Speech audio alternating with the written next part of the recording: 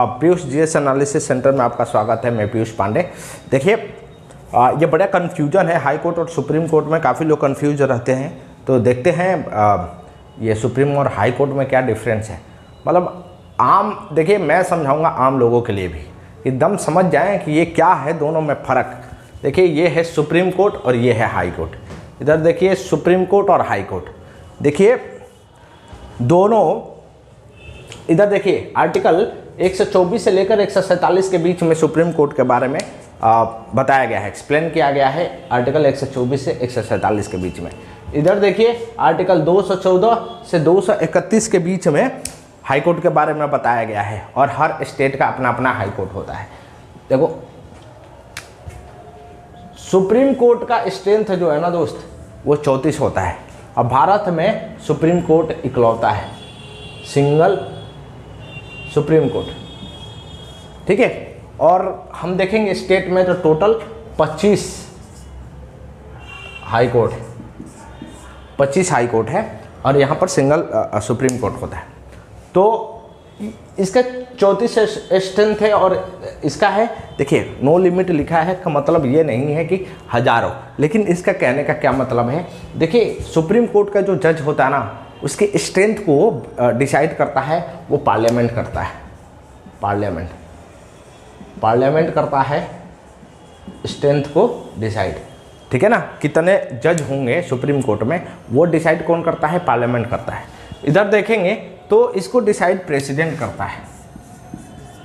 President decide करता है कि कितना किसी भी हाई कोर्ट का कितना जज होना चाहिए, ठीक है। अब देखिए इसका अपॉइंटमेंट जो होता है जज का वो प्रेसिडेंट करता है और इसका अपॉइंटमेंट भी प्रेसिडेंट करता है। अब आप लोग कहेंगे कि ये तो हाई कोर्ट है, स्टेट का मैटर है और ये भी सुप्रीम कोर्ट है, तो भाई अपॉइंटमेंट तो प्रेसिडेंट कर रहा है, इसका भी प्रेसिडेंट करता है, इसका भी प्रेसिडेंट।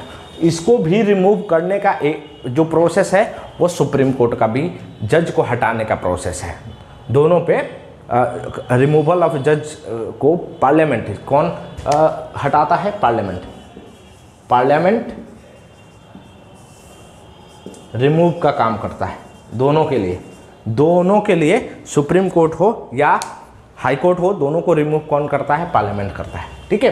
देखिए रिटायरमेंट एज जो होती है वो 65 ईयर होता है सुप्रीम कोर्ट के लिए और इसके लिए जो रिटायरमेंट एज होती है वो 62 साल होता है, 62 ईयर्स, ठीक है। इसके लिए क्वालिफिकेशन की क्या ज़रूरत होती है, 5 साल तक जज होना चाहिए हाई कोर्ट में और 10 साल तक एडवोकेट होना चाहिए, ठीक है ना। तब ये आप जज बन सकते हैं सुप्रीम कोर्ट का। और इसका क्या है क्वालिफिकेशन, ये जुडिशियल ऑफिसर होना चाहिए 10 साल के लिए या एडवोकेट होना चाहिए हाई कोर्ट के 10 साल तक, ठीक है। इन दोनों का क्वालिफिकेशन है, मतलब जज बनने के लिए क्या ज़रूरी है। यहाँ पर देखिए आर्टिकल 32 के तहत, अनुच्छेद 32 के तहत ये अपना डिसीजन देते हैं। इनके जो पावर मिलता है आर्टिकल 32 से और ये अपने आप में ही फंडामेंटल राइट है। फंडामेंटल राइट है मतलब मौलिक अधिकार है आपका, ठीक है। तो रीट जुरिस्डिक्शन जो होती है ना, इसका रीट हो, ओरिजिनल हो, एप्लेट हो, मैं समझाता हूँ। इनका होता है 226 के तहत ये क्या करते हैं, ये अपना जुरिस्डिक्शन देते हैं, ठीक है। ये ओरिजिनल जुरिस्डिक्शन, एप्लेट जुरिस्डिक्शन, ये दो तरीके का रीट भी होता है, ये इनका पावर है, ठीक है ना। इनका क्या पावर है, इनका भी है ओरिजिनल जुरिस्डिक्शन और एप्लेट जुरिस्डिक्शन।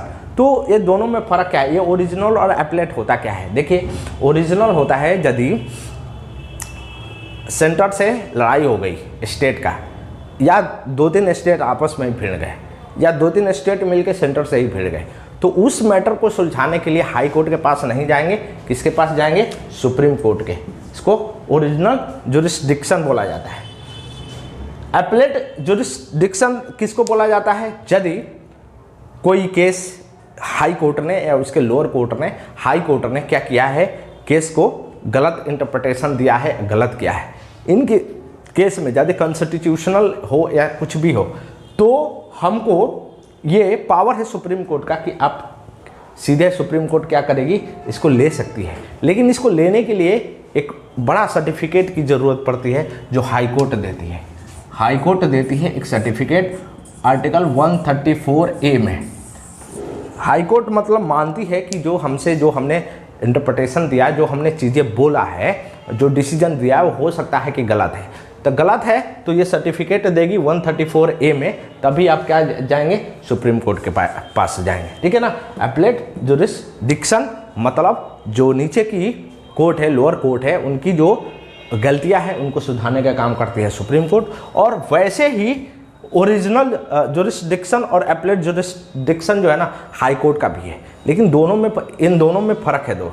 फ़र्क क्या है, जो इसका ओरिजिनल और एपलेट है, ये क्या है ना, इसको इतना कॉन्स्टिट्यूशन में डिटेल में नहीं दिया गया है ये किसके लिए है और किस चीज़ के लिए है, लेकिन इसका डिटेल है। ठीक है ना।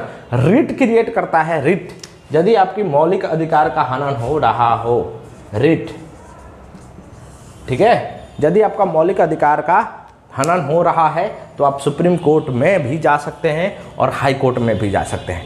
सुप्रीम कोर्ट में रिट जुरिस्डिक्शन जो होती है ना, वो केवल इस बात पे होती है कि आपके मौलिक अधिकार का हनन हो रहा हो।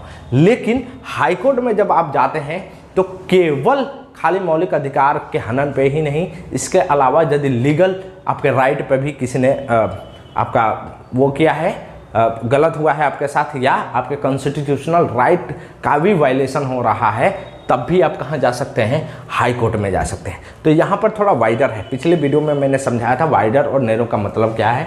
ठीक है, ये देखिए इनका है सुप्रीम कोर्ट का जो जुरिस्डिक्शन होती है वो पूरी की पूरी भारत पे हर जगह पे लागू होता है।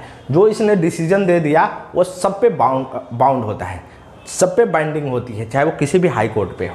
ठीक है, ये इन्होंने, यदि आपने सुप्रीम कोर्ट का मजाक उड़ाया है या आपने गलत कहा है तो कंटेम्प्ट ऑफ कोर्ट आता है। आर्टिकल 129 में contempt of court. Contempt of court आपने सुना होगा। कंटेम्प्ट ऑफ कोर्ट का मतलब होती है कि यदि आपने किसी भी हाई कोर्ट का या लोअर कोर्ट का या खुद सुप्रीम कोर्ट का आपने मजाक गलत बोला है तो ये एक्शन ले सकता है कंटेम्प्ट ऑफ कोर्ट में। और रिकॉर्ड भी होता है। रिकॉर्ड का मतलब होता है कि इसके भी जो भी जजमेंट होंगे ये एक रेफरेंस दिया जाएगा, जो बाकी की जो हाई कोर्ट है इसको देखकर रेफरेंस वो कह सकते हैं। कोई भी जजमेंट यदि कोई इशू आता है सेम जो सुप्रीम कोर्ट में था हाई कोर्ट में, तो हाई कोर्ट कह सकता है कि जो आपने सुप्रीम कोर्ट ने जो डिसीजन दिया है उसका रेफरेंस ले सकता है। वो भी आर्टिकल 129 में है। इसका भी कंटेम्प्ट ऑफ कोर्ट 215 के अधीन है। और ये अपने लोअर कोर्ट के लिए, जो लोअर कोर्ट होती है उसका यदि कंटेम्प्ट ऑफ कोर्ट हो रहा हो तो, या खुद के लिए, तो ये भी क्या कर सकता है, कंटेम्प्ट ऑफ कोर्ट लेकर और इशू कर सकता है। देखिए इसके जो रिमूवल होता है वो भी पार्लियामेंट करता है। इसके भी जो जज के रिमूवल होती है वो भी पार्लियामेंट करता है। देखिए ये जज जो है ना 34 का स्ट्रेंथ ये पार्लियामेंट करती है और इसका कौन करता है, इसका प्रेसिडेंट करता है। लेकिन प्रेसिडेंट करता है, ठीक है ना, इसका भी प्रेसिडेंट, ठीक है ना। कॉलेजियम सिस्टम है जज को अपॉइंट करने के लिए, जिसमें चीफ जस्टिस ऑफ इंडिया रहते हैं। यदि हाई कोर्ट का मसला है तो chief justice of India, chief justice of state रहेंगे और कॉलेजियम से क्या करते हैं, अपॉइंटमेंट होती है, ट्रांसफ़र होती है। ये जो है ना इसका एडमिनिस्ट्रेटिव पावर होती है अपने नीचे के कोर्टों का। हाई कोर्ट के पास एक अलग तरीके की पावर होती है और ये सुप्रीम कोर्ट में देखने को नहीं मिलता है। हाई कोर्ट में क्या होती है, जो नीचे की कोर्ट है ना, डिस्ट्रिक्ट कोर्ट है, सिविल कोर्ट है, इसके सारे एडमिनिस्ट्रेटिव पावर जो होती है ना हाई कोर्ट के पावर होती है, इसको यही देखता है, ठीक है। और यदि अपॉइंटमेंट करना हो तो इसके गवर्नर से भी बात किया जाता है। प्रेसिडेंट क्या करता है, गवर्नर से भी बात करता है, इसके स्टेट के गवर्नर से, तब जाके अपॉइंटमेंट होती है, ठीक है ना।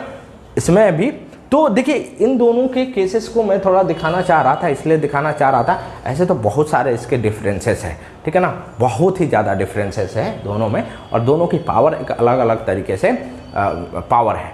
तो हम थोड़ा सा इसके थोड़ा सा ओवरव्यू देख रहे थे, मतलब क्या चीज़ें हैं दोनों में, क्या डिफरेंसेस है, यदि आपको कहाँ जाना है तो कैसे जाना है और क्या करना है, तो ये चीज़ें हैं, ठीक है। वीडियो पसंद आए तो लाइक एंड सब्सक्राइब करते रहिए।